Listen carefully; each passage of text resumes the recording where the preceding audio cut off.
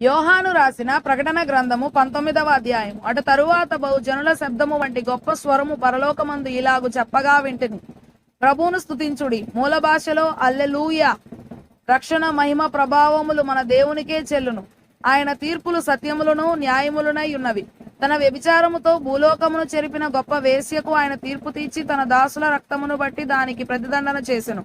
మరి రెండవసారి వారు ప్రభువును స్తుతించుడి అనిరి. ఆ పట్టణపు పొగ యుగ యుగములు పైకి లేచుచున్నది. అప్పుడు ఆ 24 పెద్దలను 4 జీవులను సాగిలపడి ఆమేన్, ప్రభువును స్తుతించుడి అని చెప్పుచు సింహాసనాసీనుడగు దేవునికి నమస్కారము చేసిరి. మరియు మన దేవుని దాసులారా, ఆయనకు భయపడు వారలారా, కొద్దివారేమి గొప్పవారేమి, మీరందరూ ఆయనను స్తుతించుడి అని చెప్పుచున్న యొక్క స్వరము సింహాసనము నొద్ద నుండి వచ్చెను.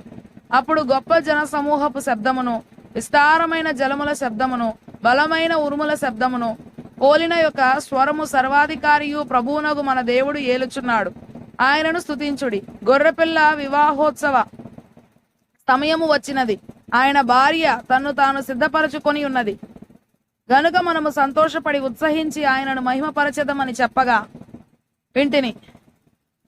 మరియు ఆమె ధరించుకొనుటకు ప్రకాశములను నిర్మలములునైన సన్నపు నారబట్టలు ఆమెకి ఇయ్యబడెను, అవి పరిశుద్ధుల నీతి క్రియలు. మరియు అతడు నాతో ఇలాగు చెప్పెను, గొర్రెపిల్ల పెండ్లి విందుకు పిలువబడిన వారు ధన్యులని రాయుము. మరియు ఈ మాటలు దేవుని యథార్థమైన మాటలని నాతో చెప్పెను. అందుకు నేను అతనికి నమస్కారము చేయుటకై అతని పాదముల ఎదుట సాగిలపడగా అతడు, వద్దు సుమి, నేను నీతోను యేసును గూర్చిన సాక్ష్యము చెప్పు నీ సహోదరులతోను సహదాసులను దేవునికే నమస్కారము చేయుము. యేసును గూర్చిన సాక్ష్యము ప్రవచన సారమని, మూల భాషలో ప్రవచన ఆత్మయని నాతో చెప్పెను.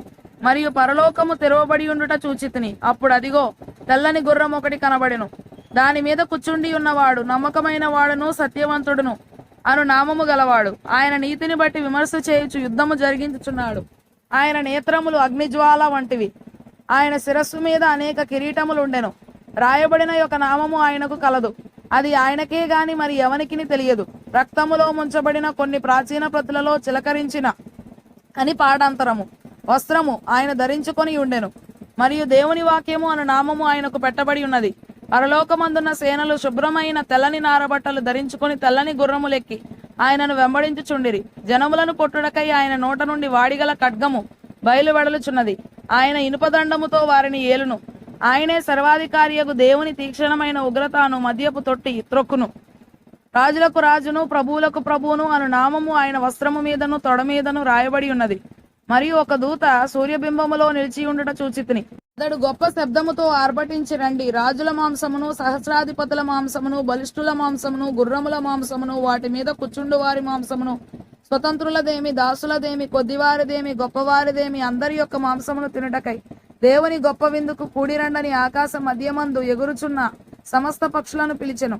మరియు ఆ గుర్రము మీద కూర్చున్న వారితోను ఆయన సేనతోను యుద్ధము చేయుటకై ఆ క్రూర మృగమును భూరాజులను వారి సేనలను కూడి ఉండగా చూచితిని. అప్పుడు ఆ మృగమును దాని ఎదుట సూచక క్రియలు చేసి దాని ముద్రను వేయించుకొనిన వారిని, ఆ మృగపు ప్రతిమకు నమస్కరించిన వారిని మోసపరిచిన అబద్ధ ప్రవక్తయు పట్టబడి వారిద్దరు గంధకముతో మండు అగ్నిగుండములో ప్రాణముతోనే వేయబడిరి.